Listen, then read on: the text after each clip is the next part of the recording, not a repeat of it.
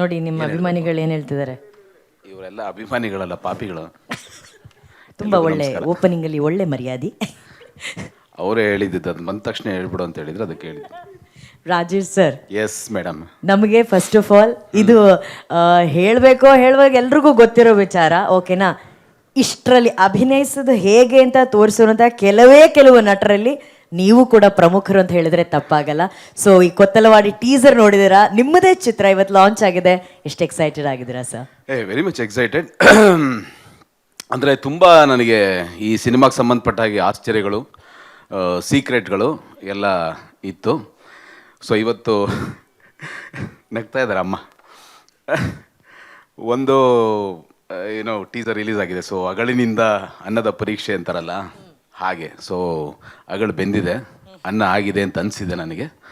So ಈಗ ಎಲ್ಲರಿಗೂ ಉಣಬಡಿಸ್ತೀವಿ. ಬರೀ ಅನ್ನ ಮಾತ್ರ ಬಡಿಸಲ್ಲ, ಸಾರು, ಹುಳಿ, ಅದಕ್ಕೆ ಏನೇನು ಬೇಕು ಮಸಾಲೆ ಎಲ್ಲವೂ ಇರುತ್ತೆ. ಸೊ ಅದು ಥಿಯೇಟ್ರಲ್ಲಿ ಬಂದು ನೋಡ್ಬೋದು. ಭಾಳ ಚೆನ್ನಾಗಾಗಿದೆ. ರಾಜು, ಕಂಗ್ರ್ಯಾಚುಲೇಷನ್ಸ್. ಯೂಶಲಿ ಹೊಸಬ್ರು ಬಂದೊಂದು ಕತೆ ಹೇಳಿದಾಗ ನಮಗೊಂದು ಏನೋ ಒಂದು ಇರುತ್ತೆ, ಇವ್ರು ಮಾಡ್ತಾರಾ, ಸರಿಗೆ ಮಾಡ್ತಾರಾ ಇಲ್ವಾ, ಏನೋ ಒಂದು ಇರುತ್ತೆ. ಬಟ್ ರಾಜು ಹೇಳಿದಾಗ ಕತೆ ಚೆನ್ನಾಗಿತ್ತು. ಅಫ್ಕೋರ್ಸ್ ಪಾತ್ರ, ನಾನು ಪೊಲೀಸ್ ಪಾತ್ರ ಮಾಡಲೇಬೇಕಾ ಅಂತ ಹೇಳಿದೆ. ಇಲ್ಲ ಸರ್, ನಿಮ್ಮನ್ನು ಮನಸ್ಸಲ್ಲಿ ಇಟ್ಕೊಂಡೇ ಬರ್ದಿದ್ದು ಅಂತಾರೆಲ್ಲ ಹೇಳಿದ್ರು. ನಾನು ಅದನ್ನೆಲ್ಲ ಹೇಳಿದೆ, ತುಂಬ ಜನ ಈ ಥರ ಎಲ್ಲ ಹೇಳ್ತಾರೆ ಹಾಗೆ ಹೀಗೆ ಅಂತ. ಬಟ್ ಒಂದು ನಂಬಿಕೆ, ಏನೋ ಒಂದು ಮಾಡ್ತಾ ಇದ್ದಾರೆ ಅನ್ನೋದು. ಸರಿ, ಎಲ್ಲ ಒಪ್ಕೊಂಡೇ ಹೋದೆ. ಬಟ್ ಶೂಟಿಂಗ್ ಹೋದಾಗ ಒಂದಷ್ಟು ಕೆಲಸಗಳು ತುಂಬ ಚೆನ್ನಾಗಾಯಿತು. ಅಂದರೆ ಹಿ ವಾಸ್ ವೆರಿ ಪರ್ಟಿಕ್ಯುಲರ್. ನನ್ನ ಶಾರ್ಟ್ ಹೀಗೆ ಬೇಕು, ಮಾತು ಕೂಡ ಹೀಗೆ ಬೇಕು ಅಂತ. ರಘು ನಡಿವಳ್ಳಿಯವರು ಅದ್ಭುತವಾದ ಮಾತುಗಳನ್ನ ಬರೆದಿದ್ದಾರೆ. ಸರ್, ನನಗೆ ಮಾತು ಇದೇ ಶೈಲಿಲೇ ಬೇಕು ಅಂತ ಕೇಳಿದಾಗ ನನಗೆ ಇಲ್ಲ ಅಂದರೆ ಒಂದು ಪಕ್ಕ ಕನ್ವಿಕ್ಷನ್ ಇದೆ ಅಂತ ಅರ್ಥ ಆಯಿತು. ಸರಿ ತಪ್ಪು ಇದು ಓಡಲಿಲ್ಲ ಅದೆಲ್ಲವೂ ಸೆಕೆಂಡರಿ. ಬಟ್ ಮನುಷ್ಯನಿಗೆ ಒಂದು ಫಸ್ಟ್ ಕನ್ವಿಕ್ಷನ್ ಇರಬೇಕು, ಅವ್ರ ಬಗ್ಗೆ ಒಂದು ನಂಬಿಕೆ ಇರಬೇಕು. ನಾನು ಈ ಥರದ ಸಿನಿಮಾನ ಈ ಪಾತ್ರದ ಮೂಲಕ ಹೀಗೆ ಹೇಳಿಸಿ ಹೀಗೆ ಕನ್ವಿನ್ಸ್ ಮಾಡ್ತೀನಿ ಅಂತ ಅದೊಂದಿದೆ. ಅದು ನಂಗೆ ಭಾಳ ಖುಷಿ ಆಯಿತು ನನಗೆ. ಅದಾದಮೇಲೆ ಅಫ್ಕೋರ್ಸ್ ನಮ್ಮ ಕಾರ್ತಿಕ್, ನೀವು ಅವಾಗಲೇ ಹೇಳ್ತಾ ಇದ್ರಿ ಕಣ್ಣಲ್ಲಿ ಅಭಿನಯಿಸೋದು ಅಂತ. ಆ ಕ್ಯಾಮ್ರಾಮನ್ ಕಣ್ಣಲ್ಲಿ ಅದೆಷ್ಟು ಚೆನ್ನಾಗಿ ಅಭಿನಯಿಸಿದಾರೆ ರೀ, ಇಂಪಾಸಿಬಲ್. ನನಗೆ ಸ್ಪಾಟಲ್ಲಿ ಅದು ಗೊತ್ತಾಗ್ತಿರ್ಲಿಲ್ಲ. ಬಟ್ ಅವರು ಕೆಲಸನ ನೋಡಿದ್ದೆ. ನನಗೆ ಯಾವಾಗಲೂ ಕ್ಯಾಮ್ರಾಮನ್ ನೋಡಿದ್ರೆ ಏನು ಅನ್ಸೋದ್ರೆ ಈಗ ಪ್ಯಾಕಪ್ ಹೇಳಿ ಹೋಗ್ತಾರೆ ಅವರು ಅಂತ. 10 ಗಂಟೆ ಶಾರ್ಟ್ಗೆ ಹೋದ್ರೂ ಹಿಂಗೆ ತೆಗೆದ್ಬಿಟ್ಟು ಅವ್ರ ನನಗೆ ಈಗ ಹೋಗ್ತಾರೆ, ಅವ್ರು ಪ್ಯಾಕಪ್ ಹೇಳ್ಬಿಟ್ಟು ಹೋಗ್ತಾರೆ ಅನ್ನೋ ಥರ ಇದ್ದರು. ಬಂದಿದ್ದಾರೆ ಕಾರ್ತಿಕ್. ಓಕೆ, ಭಾಳ ಅದ್ಭುತವಾದ ಕೆಲಸ ಮಾಡಿದ್ದಾರೆ ಆ್ಯಂಡ್ ಮಾಡಿಸಿದ್ದಾರೆ ರಾಜು ಅವರು. ಸೊ ಎಲ್ಲರ ಕಲ್ಪನೆಯ ಕಣ್ಣಿನ ಭಾವ ಈ ಸಿನಿಮಾದಲ್ಲಿದೆ. ನನಗೆ ಭಾಳ ಇಷ್ಟ ಆಯಿತು. I am very much excited. ಈಗ ಸೀಕ್ರೆಟ್ ಬಗ್ಗೆ ಹೇಳ್ತೀನಿ. ಒಂದು ಕೊತ್ತಲವಾಡಿ ಅನ್ನೋದೇ ನನಗೆ ಸಿನಿಮಾ ಟೈಟ್ಲ್ ಅನ್ನೋದು ಗೊತ್ತಿರಲಿಲ್ಲ. ಗೊತ್ತಿರಲಿಲ್ಲ ನನಗೆ. ಸಿನಿಮಾ ಚೆನ್ನಾಗಾಗ್ತಿದೆ, ದೈತ್ಯ ಪ್ರತಿಭೆಗಳೆಲ್ಲ ಇದ್ದಾರೆ, ಪೃಥ್ವಿ ಅಂಬರ್ ಇದ್ದಾರೆ, ಗೋಪಾಲ್ ಇದ್ದಾರೆ, ಇದಕ್ಕೆ ನೆನಬೇಕು ಒಳ್ಳೆ ಸಿನಿಮಾ ಆಗುತ್ತೆ. ಅವಿನಾಶ್ ಆ್ಯಕ್ಟ್ ಮಾಡಿದ್ದಾರೆ.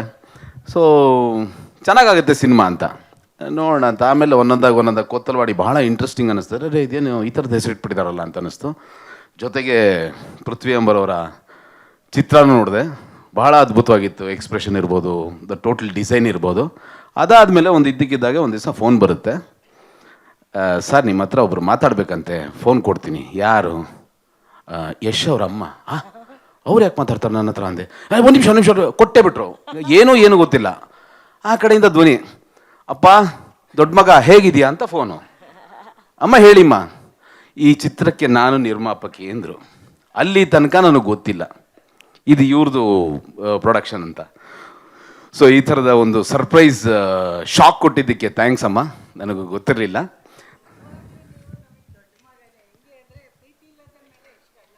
ಪ್ರೀತಿ ಇಲ್ಲದ ಮೇಲೆ ಯಶ್ ಸರ್ ಅಣ್ಣ. ಹೌದು ಹೌದು ಯಾ ನಮ್ಮ ಬ್ಯಾನರು ಅಂತ ಪಾಪ. ಅದಕ್ಕೆ ನಾನು ಹೇಳಿದೆ, ಹೆಂಗಿದೆಯಪ್ಪ ದೊಡ್ಡ ಮಗನೇ, ನಂದೇ ಬ್ಯಾನರು, ಶೂಟಿಂಗ್ ಮುಗ್ದಿದೆ, ಏನು ಅನ್ಕೋಬೇಡಿ, ಸರ್ಪ್ರೈಸ್ ಆಗಿ ಮಾಡಿದ್ವಿ ಅಂತ ಹೇಳಿದ್ದು. ನಿಜವಾಗ್ಲೂ ಇವತ್ತು ಅಣ್ಣ ಅಂತಾನೆ ಕರೆಯೋದಲ್ವೇ? ಹೌದು 100%. ಜೊತೆಗೆ ಇವರು ತುಂಬಾ ವರ್ಷದಿಂದ ಅಣ್ಣ ತಮ್ಮದಿರು. ನಾವು ನಿಮ್ಮ ಚಿಕ್ಕಣ್ಣ ಅಂತಾನೆ ಕರೆಯೋದು. ಗೆಸ್ಟಿಂಗ್ ಮನೇಲೆಲ್ಲ ಮಾತಾಡ್ಬೇಕಾದ್ರೆ ಹಂಗೆ ಹೇಳೋದು. ನೋಡಿ, ಆ ಪ್ರೀತಿ ಒಲವನ್ನ ಇಟ್ಕೊಂಡು ಅವ್ರ ತಾಯಿ ನಿಮ್ಮ ಮೊದಲನೇ ಮಗ ಅಂತಾನೆ ಹೇಳಿ ಕರೆದಿರೋದು. ಡೈರೆಕ್ಟರ್ ಸೆಲೆಕ್ಷನ್ ಇವರು ನನಗೆ. ಹೌದು, ಇವರು ಯಾರು ಇನ್ನೊಬ್ರು ಗೋಪಾಲ್ ದೇಶಪಾಂಡೆ ಅವರಿದ್ದಾರೆ, ಅವ್ರು ನಮಗೆ ಸ್ವಲ್ಪ ಆಟ ಆಡ್ಸೋರು. ಅಂದ್ರೆ ಹೆಂಗೆ ಅಂದ್ರೆ ಅವ್ರಿಗೆ ಬೇರೆ ಸಿನಿಮಾಗೆ ಕಮಿಟ್ ಆಗ್ಬಿಟ್ಟಿದ್ರು. ಗೋಪಾಲ್ ಸರ್, ನೆಕ್ಸ್ಟ್ ಸಿನಿಮಾ ನಿಮಗೆ ಚಾನ್ಸ್ ಇಲ್ಲ. ನನಗೆ ಒಳ್ಳೆ ಪಾಯಿಂಟ್ ಹೇಳಿದ್ರಿ. ನೋಡಿ ಇವಾಗ ಕರಿತೀನಿ. ಗೋಪಾಲ್ ಸರ್ ದಯವಿಟ್ಟು ಸ್ಟೇಜ್ ಮೇಲೆ ಬನ್ನಿ. ಅವ್ರು ಏನ್ ಮಾಡೋರು ಪಾಪ, ಇಲ್ಲ ನನಗೆ ಬೇರೆ ಕಮಿಟ್ಮೆಂಟ್ ಇದೆ ದಯವಿಟ್ಟು ಬಿಟ್ಬಿಡಿ ಅನ್ನೋ ಅವ್ರಿಗೆ. ಇವ್ರು ಒಳ್ಳೆ ಚಾನ್ಸ್ ಮಿಸ್ ಮಾಡ್ಕೊಂಡ್ರಿ ಗೋಪಾಲ್. ಮಾಡೋರು, ಇಲ್ಲ ಅಮ್ಮ ನಂಗೆ ಅವರೇ ಬೇಕು. ಅದೇ ನಾನ್ ಹೇಳ್ದೆ, ಏನ್ ಮಾಡಿದ್ರಿ, ಅವ್ರು ಬೇಕು ಅಂದ್ರೆ ಅವ್ರು ಬರಲ್ಲ. ಇವ್ರು ಅವ್ರು ಸ್ಟ್ರೈಟ್ ಅಮ್ಮನ ಹತ್ರನೇ ಹೋಗ್ತಾ ಇದಾರೆ. ಅಮ್ಮ ನಮಸ್ಕಾರ, ಪೇಮೆಂಟೇ ಬೇಡ ಅಮ್ಮ ನನಗೆ ಅಂತಿದ್ದಾರೆ. ಹಾಗಾಗಿ ಇವ್ರನ್ನ ಸೆಲೆಕ್ಟ್ ಮಾಡಿದ್ದು. ಬಟ್ ನಾನು ಹೇಳ್ದೆ, ನೋಡಪ್ಪ ಇನ್ನೊಂದು ಆಪ್ಷನ್ ಕೊಡ್ತೀನಿ, ನೀನು ಸುಮ್ಮನೆ ಅವ್ರ ದುಡ್ಡು ತಗೋತಾ ಇಲ್ಲ, ಅಡ್ವಾನ್ಸ್ ತಗೋತಾ ಇಲ್ಲ, ಏನು ಮಾಡೋದಪ್ಪ ನೋಡು ಅಂದೆ. ಆಮೇಲೆ ಹಿಂಗೂ ಮಾಡಿದ್ರು, ಮಾಡ್ಕೊಂಡು. ಯಾಕೆ ಸರ್? ಅಮ್ಮ ಒಳ್ಳೆ ಪಾಯಿಂಟ್ ಕೊಟ್ರಿ ಅಮ್ಮ. ಇವ್ರು ಹಂಗೆ ಸರ್ ಪ್ರೆಸ್ ಮೀಟಿಗೆ ಬರ್ತಾರೆ, ಅಲ್ಲೂ ಆಟ ಆಡಿಸ್ತಾರೆ. ಸ್ಟೇಜ್ ಮೇಲೆ ಬಂದ್ರೆ ನಾನು ಬರಲ್ಲ ಅಂತಿರ್ತಾರೆ. ಇಲ್ಲ ಅಲ್ಲಿ ಮೇಲ್ಗಡೆ ಪಕ್ಕದಲ್ಲೂ ಕೂತ್ಕೊಳ್ಳಲ್ಲ ಅಂತ ಇದ್ರು. ಬನ್ನಿ, ಹೌದು, ಪ್ರಾಬ್ಲಮ್ ನಿಮಗೆ? ಮಾತಾಡಿ. The nation wants to know. ಅಲ್ಲ, ನಾನು ಇಷ್ಟು ತೊಂದರೆ ಕೊಟ್ಟಿದ್ದೀನಿ ಅಂತ ನನಗೆ ಇವತ್ತೇ ಗೊತ್ತಾಯಿತು. ಇಲ್ಲಮ್ಮ, ಈಗ ಗೊತ್ತಾಯ್ತು. ಬಟ್ ತುಂಬ ಖುಷಿ ಆಗ್ತಾ ಇದೆ. ನೋಡಿ, ಇವ್ರು ಮಾಡಿರೋ ಪಾತ್ರಕ್ಕೂ ಇವ್ರು ಇರೋ ರೀತಿಗೂ ಸಂಬಂಧನೇ ಇಲ್ಲ. ಸಂಬಂಧನೇ ಇಲ್ಲ. ನಿಜವಾಗ್ಲೂ ನನಗೆ ಒಂದು ಸೀನ್ ಮಾಡುವಾಗ ಇವ್ರ ಜೊತೆ ಹೆದರಿಕೆ ಆಗುತ್ತೆ. ಅಂದರೆ ಯಾವ ಕ್ಷಣದಲ್ಲಿ ಅದು ಯಾವಾಗ ಹಿಂಗೆ ತಿಂತಾರೆ ಗೊತ್ತಾಗಲ್ಲ, ಏನು ಮಾಡ್ತಾರೆ ಗೊತ್ತಾಗಲ್ಲ. ಓಕೆ, ಈ ಥರದ ಏನೇನೋ ಹೇಳಿದ್ನಲ್ಲ ಸೀಕ್ರೆಟು ಆಶ್ಚರ್ಯ, ಅದರಲ್ಲಿ ಇವರು ಒಬ್ಬರು. ಥ್ಯಾಂಕ್ ಯು ಇವ್ರ ಜೊತೆ ಆ್ಯಕ್ಟ್ ಮಾಡೋದಕ್ಕೆ ನಂಗೆ ಒಂದು ಅವಕಾಶ ಕೊಟ್ಟಿದ್ದಕ್ಕೆ ಡೈರೆಕ್ಟ್ರು. ಆ್ಯಂಡ್ ಅಮ್ಮ ನಿಮಗೂ ಕೂಡ ಥ್ಯಾಂಕ್ ಯು. ಹೇಳಿಲ್ವ, ಈಗ ನಾವೆಲ್ಲ ಎಲ್ಲರೂ ನೋಡಲಿ ಅಂತ ಕೆಲಸ ಮಾಡೋ ಒಂದು ವರ್ಗ ಇರುತ್ತೆ, ಎಲ್ಲರೂ ನೋಡ್ತಾ ಇದ್ದಾರೆ ಅಂದ್ಕೊಂಡು ಕೆಲಸ ಮಾಡೋ ಒಂದು ವರ್ಗ ಇರುತ್ತೆ. ಆ ಸಾಲಿಗೆ ಅಮ್ಮ ಮತ್ತು ಅರುಣ್ ಕುಮಾರ್ ಅವರು ಸೇರಿದ್ದಾರೆ. ಯಾಕಂದರೆ ಮಗನ ಕೀರ್ತಿ, ಪ್ರತಿಷ್ಠೆ ಮತ್ತು ಅವರ ಟ್ಯಾಲೆಂಟು ಎಲ್ಲವೂ ಗೊತ್ತು ಅವರಿಗೆ.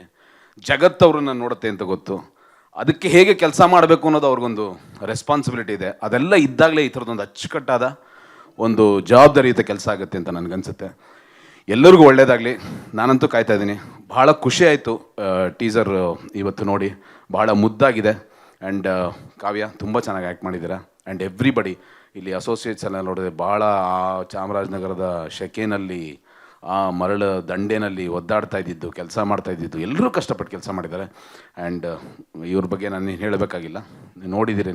ನೋಡಿ ಹೆಂಗಿದ್ದಾರೆ, ಇದಕ್ಕೂ ಮಾಡಿರೋದಕ್ಕೂ ನೋಡಿ, ಸಿನಿಮಾ ನೋಡಿ ಗೊತ್ತಾಗತ್ತೆ ನಿಮಗೆ. On stage silent, on screen violent. ಯಪ್ಪ, ಭಯಂಕರ. Yes, thank you.